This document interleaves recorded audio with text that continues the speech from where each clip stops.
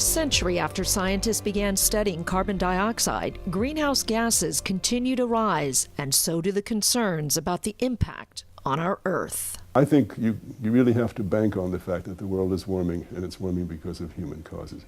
We've understood this very, very well for a long, long time. The person who first put carbon dioxide in a laboratory and measured whether it absorbed in the infrared did so in the 1850s. 1850s, 150 years ago. So this is not something brand new.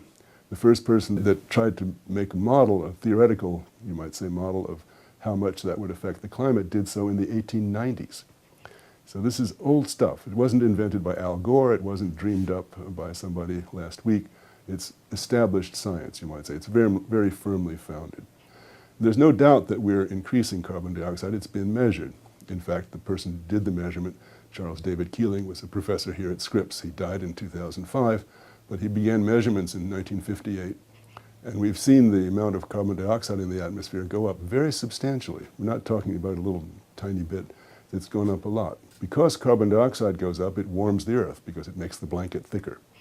As the Earth warms, more water vapor evaporates into the atmosphere, and the water vapor is itself a heat-trapping gas. So the carbon dioxide has the role of both heating and humidifying the atmosphere, and because it's wetter, it's also, again, more heat-trapping. This world map video shows dramatic climate changes. Watch how the blue, the lower temperatures of 100 years ago, have been replaced in recent years by higher temperatures, as shown here in the yellow, orange, and red colors. There are many ways in which mankind is affecting the environment.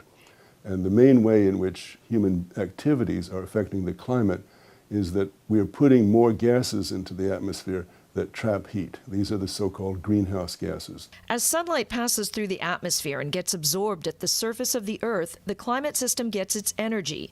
The Earth gets rid of heat by radiating at a different wavelength from the sun in the infrared part of the light spectrum. Those same gases in the atmosphere that let the sunlight through are partially opaque. They trap the heat that the Earth is trying to radiate away and keep the Earth warmer than it would otherwise be.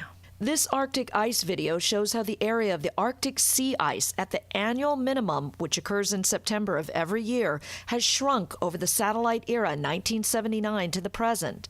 That area covered by ice last year in September was about half of what it was around 30 years ago in September. And if you add more carbon dioxide to the atmosphere, which we're doing because it comes out of your tailpipe when you burn gasoline, and it comes out of the smokestack of a power plant when it burns oil or coal to make electricity. So 80+% of the energy that the world makes comes from burning coal and oil and natural gas. We're dependent on these so-called fossil fuels. And so every time we burn them, we produce carbon dioxide. There are secondary sources of carbon dioxide, and the most important one is changes in land use. If we chop down a forest, then the wood eventually decays or gets burned, and the carbon in it becomes CO2 and carbon dioxide in the atmosphere. Deep in the Osa region of Costa Rica, the O2ForLife Foundation has a 500-acre reserve. The San Diego-based nonprofit's mission is to educate people about the rainforest and protect that land, which is considered one of the most biodiverse areas. O2ForLife can't do the whole job itself, but what it does is very important because, for example, the rainforest has many, many valuable aspects. It does lots of things for us. For example, it provides habitat, and it's also a source of pharmaceuticals. You know, there's things to discover. There's a tremendous amount of diversity of life in the rainforest. There's many ways to do that.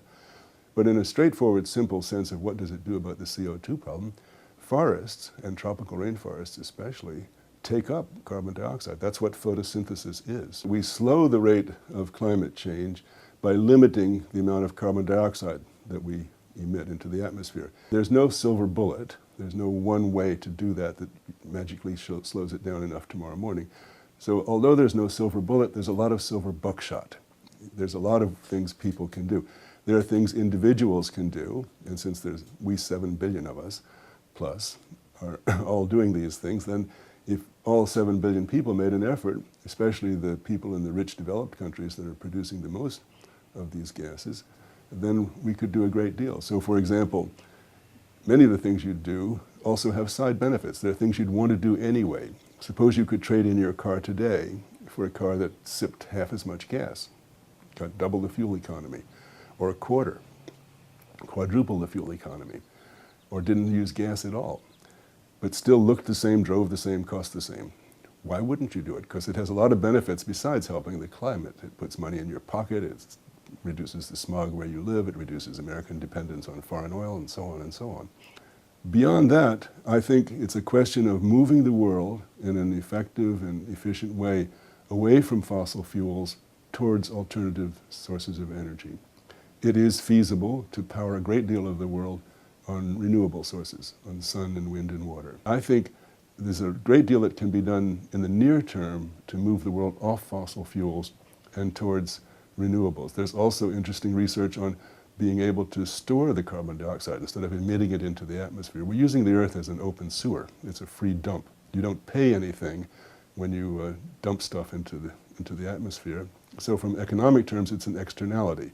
The price you pay for your electricity doesn't reflect the true cost because you're not paying for the damage that the byproducts like carbon dioxide do. And there are many more than climate damage too, of course. Air pollution is another, acidification of the ocean is another. These are really heavy costs that we pay for the enormous benefits, the cheap and abundant energy that we've had from fossil fuels. So a lot depends on what happens to the large developing countries, China, India, Brazil, Russia, for example, because if they follow the Western model, if they follow the model of the already developed world, and use the huge sources of fossil fuels, especially coal, which they have, then climate change will become extremely severe. The simpler you can make your life, the healthier and the happier you're going to be. And that means you have to have a well-rounded perspective. You have to experience other cultures and know how other people live and share what you have. Ryan is an artist with a passion for helping groups like the O2ForLife Foundation. He's concerned about the earth, so he created this artwork for the posters and t-shirts which are being sold to help raise funds to preserve the rainforest. The point of having a preserve is not going in and changing anything, but to leaving it the way it is and just protecting it so that future generations can enjoy it.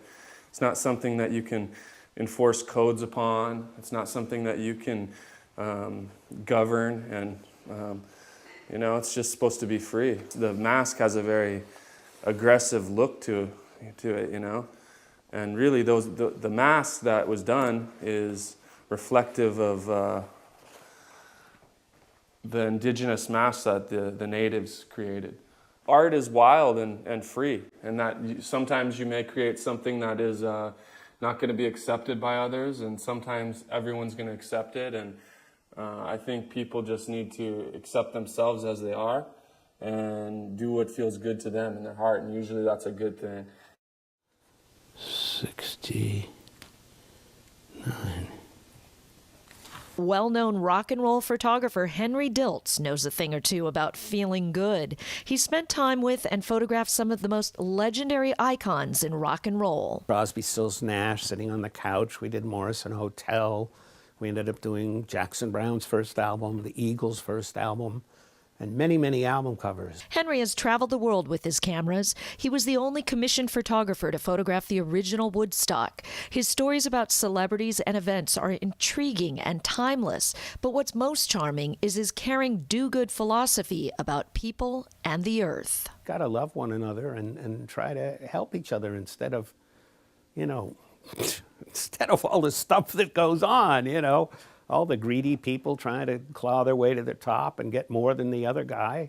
That's not the purpose of life, We should all be happy and well taken care of, That's the potential of living on this great planet. At nearly 75 years old, Henry is giving back and helping foundations like O2ForLife. The Morrison Hotel Gallery that he co-founded donated one of his famous photographs to the O2ForLife Foundation for its auction. The history behind the photograph adds to its character. Crosby, Stephen Stills, and Graham Nash were three sort of folk musician friends of mine way before they became Crosby, Stills, and Nash. And when they got together after some years of singing, they became this amazing supergroup with great, great harmony. They needed a picture. They had no pictures whatsoever. So one day we drove around West Hollywood, just jumping out of the car here and there to take photos to see what we could get. And Graham had seen this old house with a couch outside. He said, it's a couple blocks over that way, and we found it. They jumped out, jumped on the couch. We took a few pictures. As usual, my partner Gary said, back up, get the whole house. So that was the other thing he always said, besides keep shooting, was always back up, get the whole thing. So I got the whole house. And then we went on, we went to a clothing store and took pictures. We took pictures on the street. You know, we spent the whole afternoon shooting. So that wasn't evident as the picture at the time. But then we had the slideshow. And boy, that picture really stood out. Except there was one problem. In the couple of days after we took the picture, they decided on their name, Crosby, Stills, and Nash. At first they were going to be maybe Stills, Nash, and Crosby. But they decided Crosby, Stills, and Nash sounded better. So we looked at that picture, but they're backwards. They're actually Nash, Stills, and Crosby in the picture. So there was some talk of flipping the picture over, but then Stephen would be playing the guitar on the wrong side, so people would see that. So I said, let's just go back. You know, we know where it is. It'll take 5 minutes. You'll just jump on the couch, the right order. And so we all got in the car and drove back a couple days later, and the house was gone. And the couch. It was just bulldozed and a pile of sticks in the back of the lot. And they built a parking lot there. To this day, it is still a parking lot right there. Oh. So that became the cover. And even though they're sitting backwards, it didn't seem to bother anybody.